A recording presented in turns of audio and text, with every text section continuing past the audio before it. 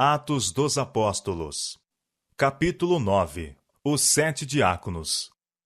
Ora, naqueles dias, crescendo o número dos discípulos, houve uma murmuração dos gregos contra os hebreus, porque as suas viúvas eram desprezadas no ministério cotidiano. Atos capítulo 6, verso 1. A igreja primitiva era constituída de muitas classes de pessoas de diferentes nacionalidades.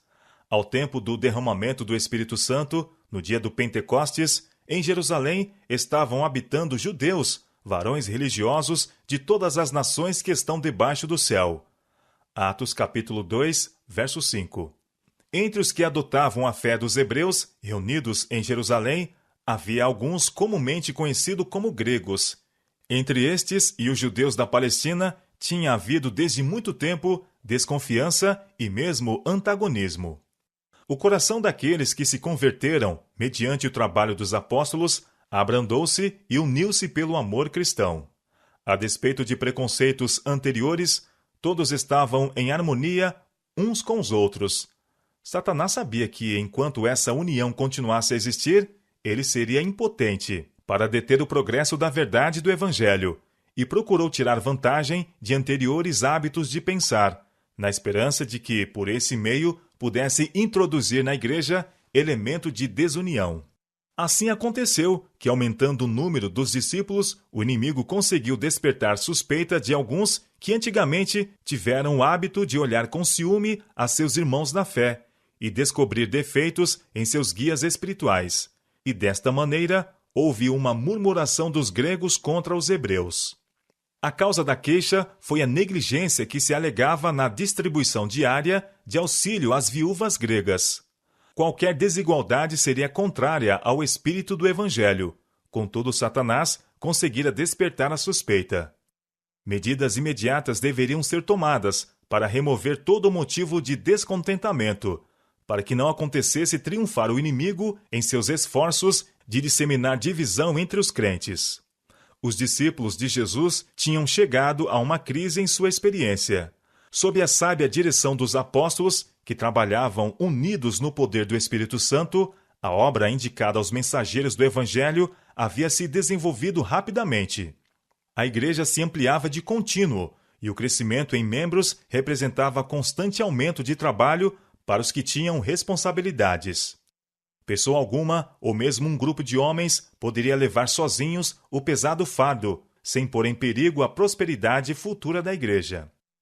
Havia necessidade de uma redistribuição das responsabilidades, que tão fielmente tinham sido levadas por uns poucos nos primeiros dias da igreja. Os apóstolos precisavam dar, então, um importante passo para a organização do evangelho na igreja, pondo sobre outros alguns dos encargos até então levados somente por eles. Convocando uma reunião dos crentes, os apóstolos foram levados pelo Espírito Santo a esboçar um plano para a melhor organização de todas as forças ativas da igreja. Chegara o tempo, declararam os apóstolos, em que os chefes espirituais que superintendiam as igrejas deveriam ser aliviados da tarefa de distribuir aos pobres e de outros encargos semelhantes, de modo que pudessem estar livres para levar avante a obra de pregar o Evangelho. Escolhei, pois, irmãos, dentre vós, disseram eles, 7 varões de boa reputação, cheios do Espírito Santo e de sabedoria, aos quais constituamos sobre este importante negócio. Mas nós perseveraremos na oração e no ministério da palavra. Atos, capítulo 6, versos 3 e 4. Este conselho foi seguido, e pela oração e imposição das mãos, 7 homens escolhidos foram solenemente separados para seus deveres como diáconos.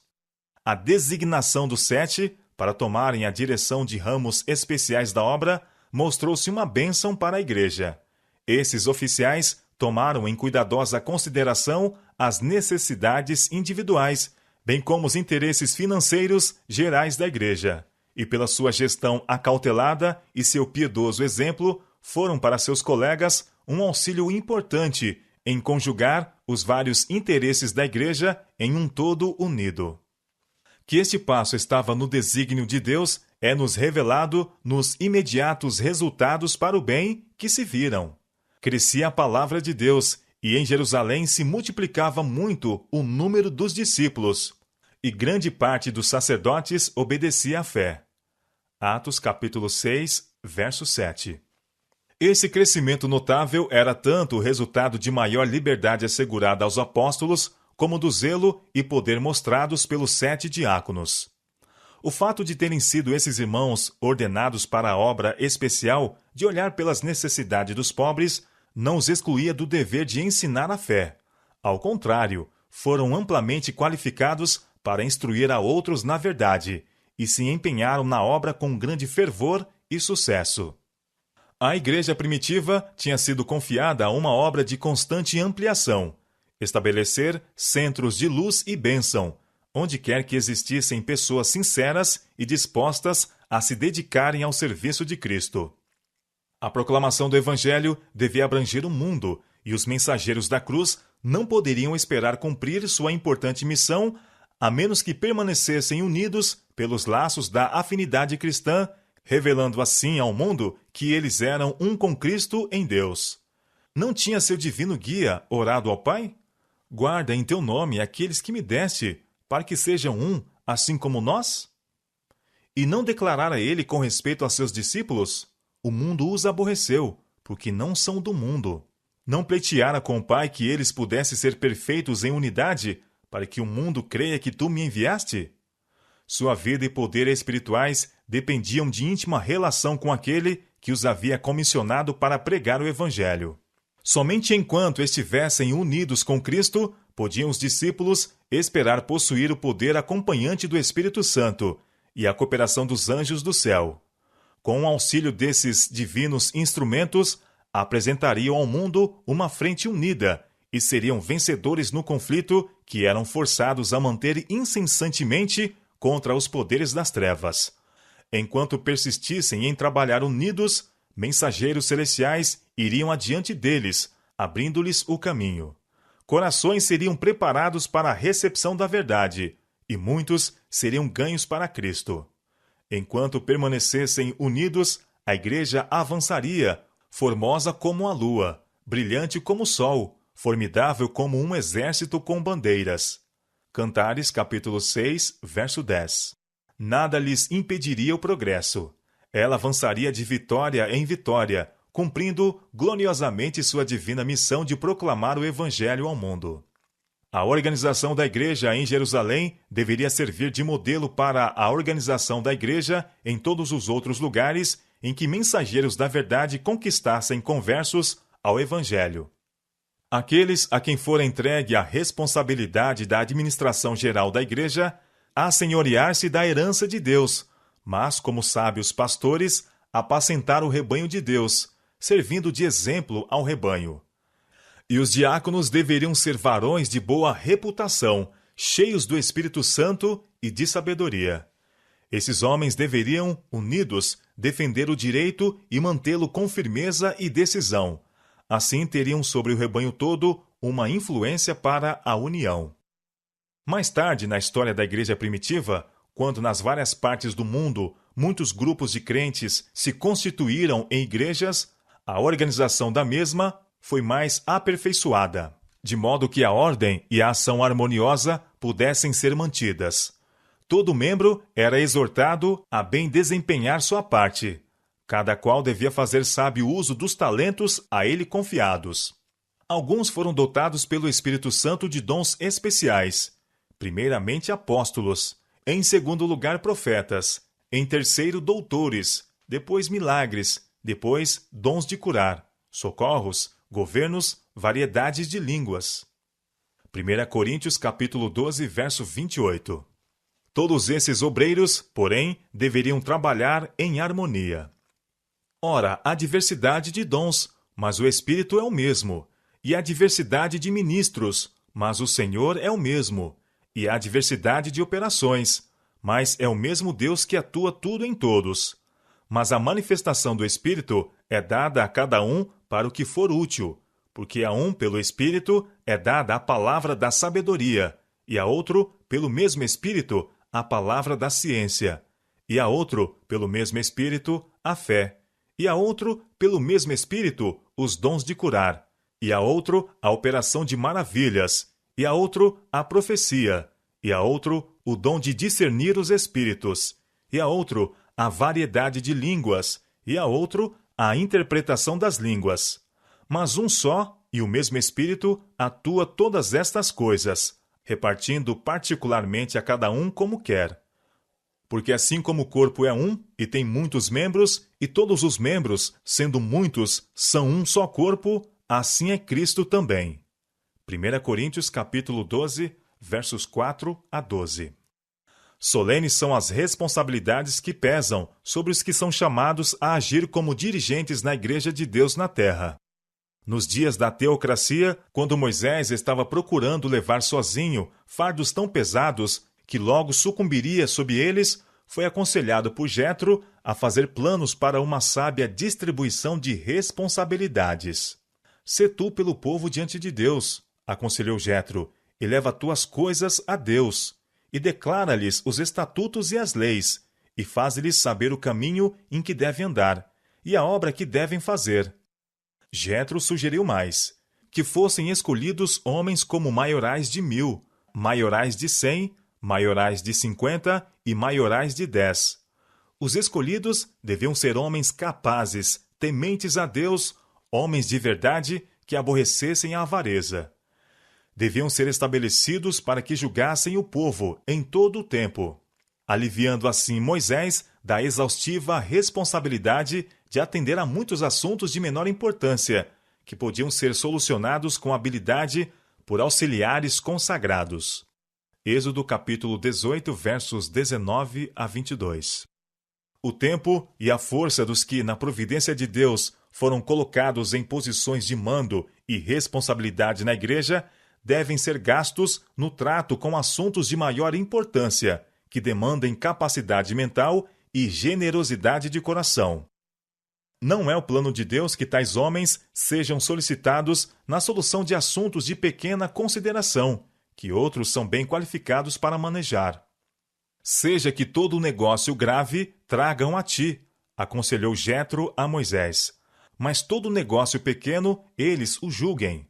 Assim a ti mesmo te aliviarás da carga, e eles a levarão contigo. Se isto fizeres, e Deus te mandar, poderás então subsistir.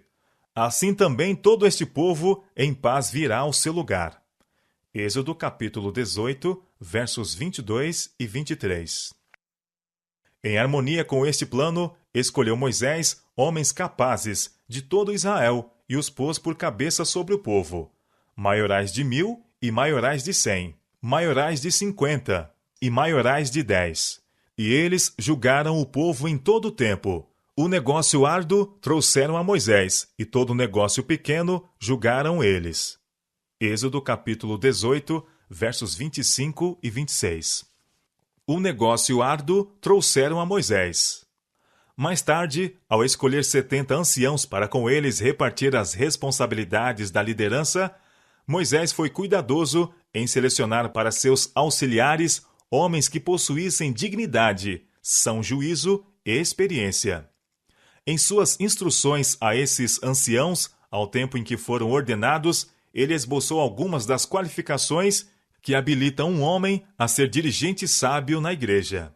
Ouve a causa entre vossos irmãos, disse Moisés, e julgai justamente entre o homem e seu irmão, e entre o estrangeiro que está com ele.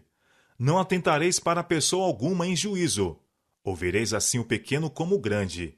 Não temereis a face de ninguém, porque o juízo é de Deus. Deuteronômio capítulo 1, verso 16 e 17.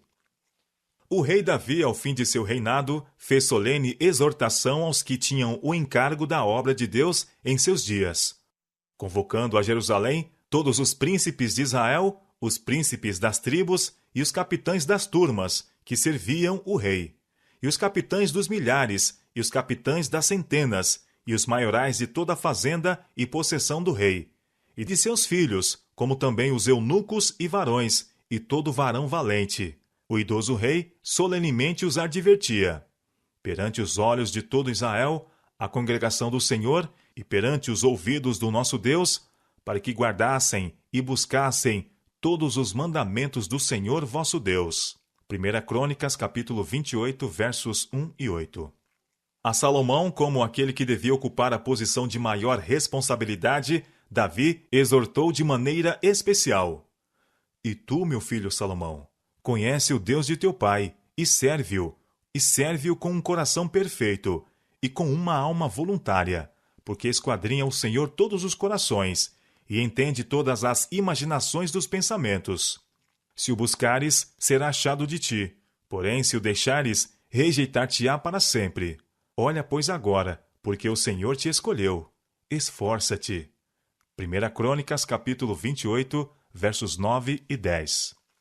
Os mesmos princípios de piedade e justiça que deviam orientar os líderes entre o povo de Deus nos dias de Moisés e de Davi deviam ser igualmente seguidos por aqueles a quem foi entregue o cuidado da recém-organizada Igreja de Deus na dispensação cristã.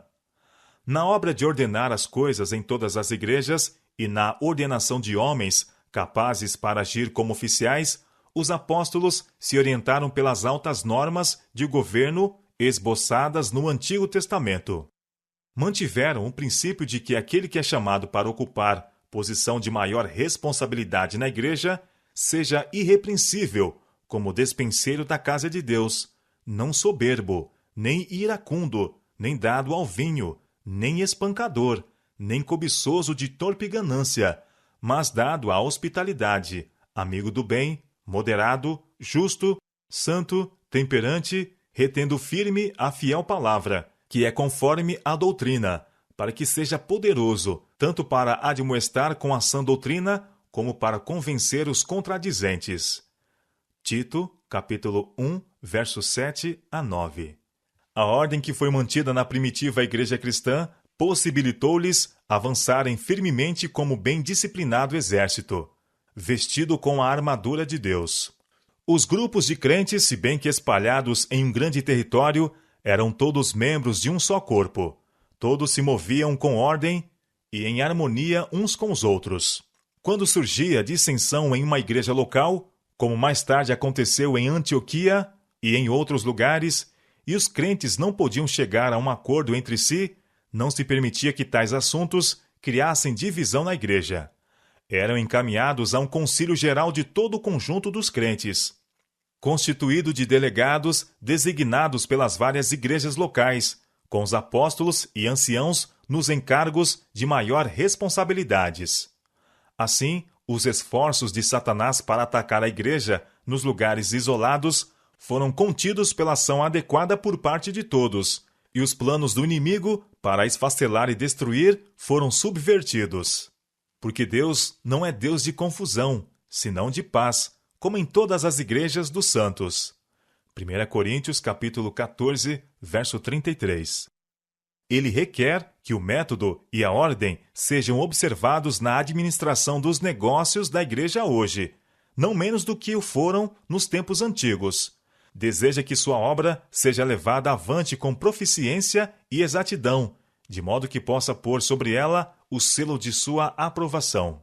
Cristão deve estar em união com cristão, igreja com igreja, cooperando o instrumento humano com o divino, achando-se cada agência subordinada ao Espírito Santo, e tudo em combinação para dar ao mundo as boas novas da graça de Deus.